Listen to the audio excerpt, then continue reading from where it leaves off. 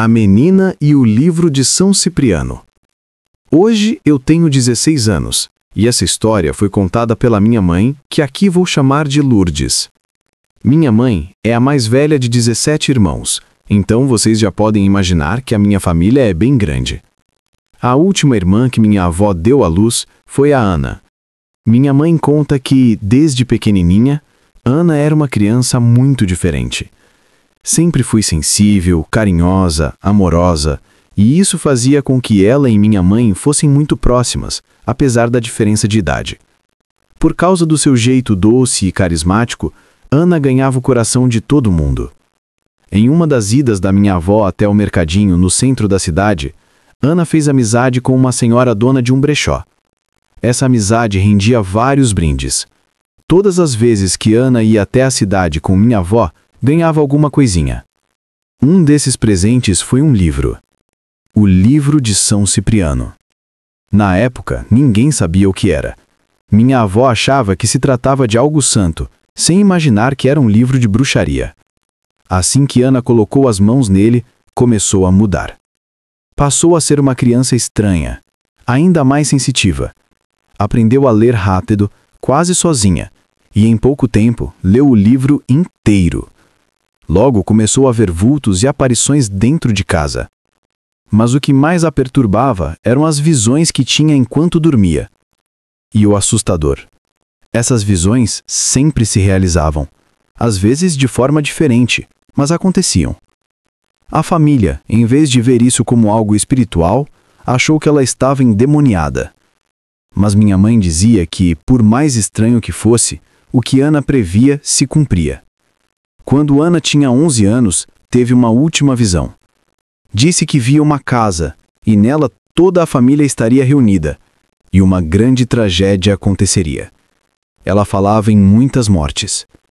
A avó brigou, mandou parar de dizer bobagens. Mas minha mãe ficou assustada e guardou aquilo na memória. Meses depois, Ana pegou uma gripe muito forte e morreu rapidamente. Até hoje, foi a única morte dessa geração. A família ficou devastada. Cerca de 8 meses após a morte dela, um parente distante reuniu toda a família para passar o fim de ano numa casa de praia. Quando minha mãe chegou lá, percebeu que era a mesma casa que Ana havia descrito na visão. Entrou em pânico. Fingiu estar passando mal, começou a provocar vômitos para parecer doente, e por isso minha avó decidiu levá-la embora, junto com os irmãos. Na madrugada seguinte, um incêndio destruiu a casa. Morreram 15 pessoas da família. Depois disso, minha mãe contou a todos sobre a visão de Ana e como ela havia reconhecido o lugar. Ninguém duvidou mais. E até hoje, minha mãe acredita que Ana teve um dom, ou que o livro de São Cipriano despertou algo perigoso nela. O namorado e o cemitério. Essa história aconteceu em 2013. Na época, eu conheci um rapaz através de amigos. No começo, ele parecia perfeito, educado, gentil, misterioso. Mas conforme a relação foi ficando séria, comecei a notar coisas estranhas. Ele tinha uma coleção de livros com capas sombrias e, entre eles, o livro de São Cipriano. Eu já sabia das histórias sobre esse livro e sempre tive medo. Toda quinta-feira ele desaparecia à noite. Não atendia o telefone, não dava notícias. Eu sentia que não era traição, era outra coisa. Um dia decidi segui-lo. Fiquei de tocaia perto do prédio até ele sair. E por volta das 10h40 da noite, ele finalmente saiu, vestindo tudo preto, boné, como se não quisesse ser reconhecido. Pegou um livro e era o de São Cipriano. Segui-o até perceber que estava indo em direção ao cemitério municipal. Meu corpo inteiro gelou, mas continuei seguindo, escondida. Quando ele entrou, eu também entrei. O que vi em seguida é algo que nunca consegui esquecer. Ele andava pelos túmulos, parecia procurar algo, até encontrar um jazigo recém-fechado. Abriu mármore, retirou o caixão e o corpo era de uma mulher, aparentemente enterrada naquele mesmo dia. O cheiro era insuportável. Ele colocou o corpo sobre outro túmulo, abriu o livro e começou a recitar donações. Primeiro em português, depois em uma língua que eu não conhecia. E então, teve relação sexual com o cadáver. Naquele momento, comecei a vomitar, tentando não fazer barulho. O pavor era tanto que achei que ia desmaiar. Fugi antes que ele percebesse. Bloqueei o número dele em tudo. Nunca mais quis vê-lo. Ele também nunca me procurou, como se soubesse que eu havia presenciado aquilo. Até hoje, nunca consegui me relacionar com ninguém. A imagem daquele homem com um livro no meio do cemitério me persegue. O livro e o colar. Quem conta essa história é o meu avô, Bernardo. Quando ele tinha 35 anos, encontrou uma caixa dentro de um córrego, perto da propriedade onde morava. Era uma caixa de madeira, envolta em plástico resistente, intacta apesar da água. Dentro dela havia o livro de São Cipriano. Ele levou o livro para casa, curioso. Achou orações estranhas e percebeu logo que não era algo bom. Dias depois, resolveu abrir o livro novamente e encontrou um envelope escondido entre as páginas. Dentro havia um mapa. Movido pela curiosidade, seguiu o mapa e encontrou outra caixa enterrada. Dentro dela havia um colar, dourado, belíssimo, aparentemente de ouro. Levou para casa, mas desde então coisas estranhas começaram a acontecer. Filhos doentes, brigas, vultos, choros, vozes e passos pela casa. As crianças começaram a ter pesadelos e diziam ver uma criatura horrível andando pelos cômodos. Uma madrugada, uma das filhas acordou desesperada e contou que a irmã mais nova havia saído de casa sonâmbula, com o livro na mão. Meu avô correu atrás e a encontrou pendurada por uma corda, no meio da floresta, ainda segurando o livro. Ela sobreviveu porque ele chegou a tempo e cortou a corda com uma foice. Quando acordou, não lembrava de nada, nem do dia anterior. Depois disso, ele queimou o livro e jogou o colar no rio, da cidade, para que a água levasse a maldição embora. A partir daí, tudo voltou ao normal. A invisibilidade. Desde pequena, eu ouvia histórias sobre o livro de São Cipriano, porque um tio meu possuía um. Ele dizia que o livro havia sido ganhado e que só assim ele funcionava.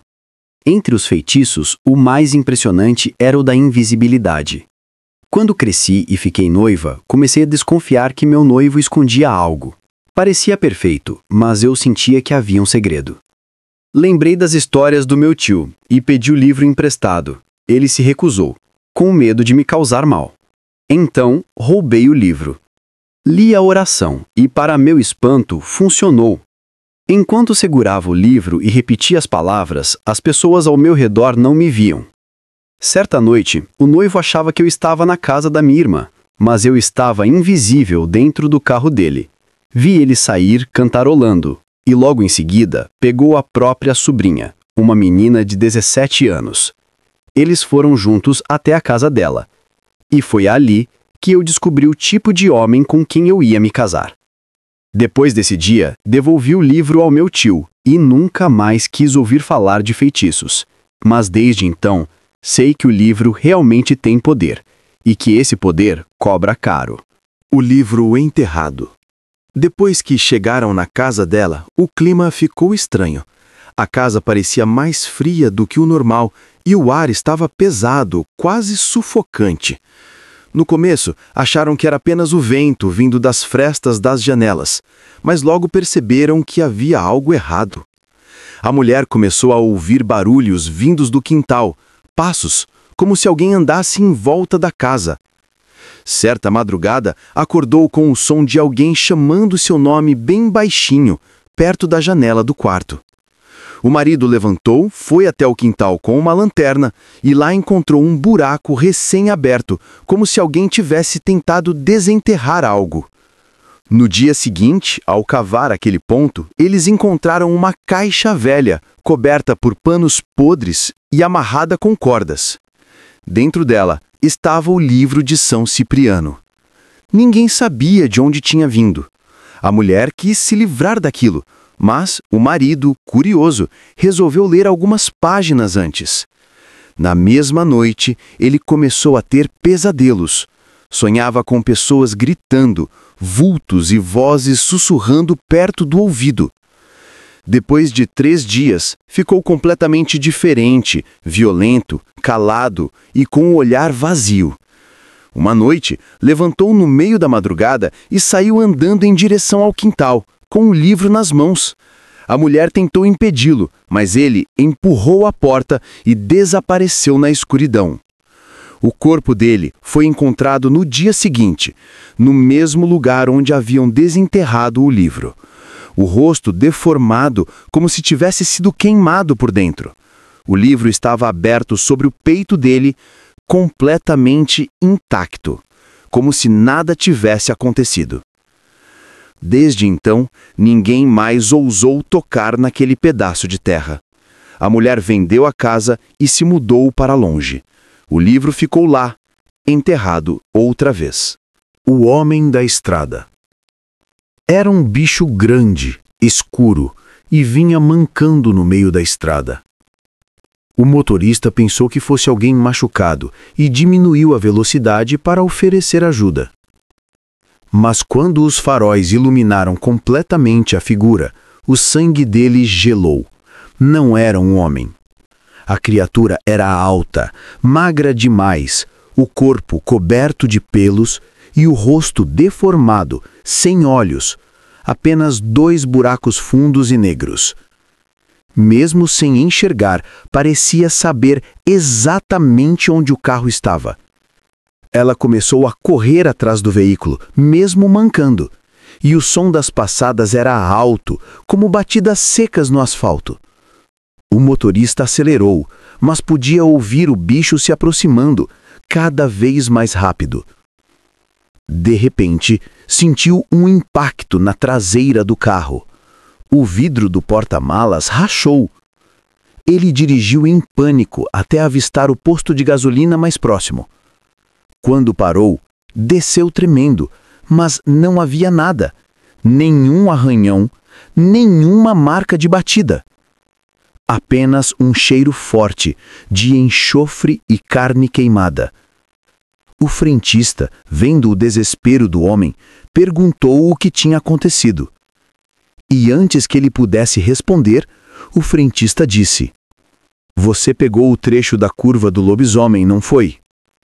O homem confirmou com um aceno. O frentista apenas balançou a cabeça e disse: "Pois é, nem todo mundo volta inteiro de lá." A Casa da Ponte Velha.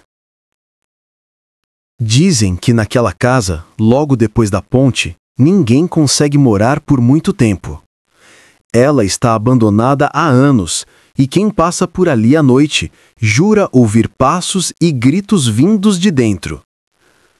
Um grupo de amigos decidiu passar uma noite lá, só por brincadeira. Levaram lanternas, cobertores e um rádio. No começo, riam, faziam piadas e tiravam fotos. Mas, à meia-noite, o rádio começou a chiar sozinho. O chiado virou uma voz rouca, que repetia o nome de um deles várias vezes. A lanterna apagou e o ar ficou pesado. O chão começou a vibrar e alguém gritou que havia visto uma sombra enorme no teto. Um deles tentou sair correndo, mas a porta simplesmente não abria. De repente, ouviram uma pancada forte do lado de fora, como se algo tivesse caído do telhado. Quando finalmente conseguiram fugir, olharam para trás e viram a figura de um homem muito alto, de olhos vermelhos, parado na janela. No dia seguinte, voltaram lá com o pai de um dos meninos, mas a casa estava diferente. As paredes estavam cheias de símbolos riscados e cruzes invertidas desenhadas com algo que parecia sangue seco. No chão, no meio da sala, havia um livro aberto, o mesmo, o livro de São Cipriano. O espelho da fazenda. Tudo aconteceu numa fazenda antiga, herdada de um tio-avô que ninguém visitava havia anos. A casa era grande, cheia de móveis velhos, e no quarto principal havia um espelho enorme, de moldura escura e rachada no canto. Ninguém sabia ao certo de onde aquele espelho tinha vindo. Na primeira noite ali, a mulher acordou no meio da madrugada e percebeu que o espelho refletia algo que não estava no quarto. Parecia mostrar outro cômodo, um corredor comprido, iluminado por velas, com uma figura parada ao fundo. Ela se levantou, achando que era um sonho, mas quanto mais se aproximava do espelho, mais nítido o reflexo ficava. A figura começou a andar em direção a ela, do outro lado. Quando chegou bem perto, a mulher viu que tinha o rosto dela mesma, mas com os olhos completamente pretos. Ela gritou e o espelho trincou de lado a lado. O marido correu para o quarto e encontrou o espelho intacto, mas a mulher, caída no chão, com as pupilas dilatadas e o corpo tremendo. No dia seguinte, ela não lembrava de nada. O marido, curioso, tentou limpar o espelho e acabou encontrando uma marca gravada na madeira da moldura, uma cruz invertida e o nome Cipriano. Depois disso, o espelho foi coberto com um lençol e levado para o celeiro. Na manhã seguinte, o lençol estava no chão e o espelho desaparecido. Nunca mais foi encontrado.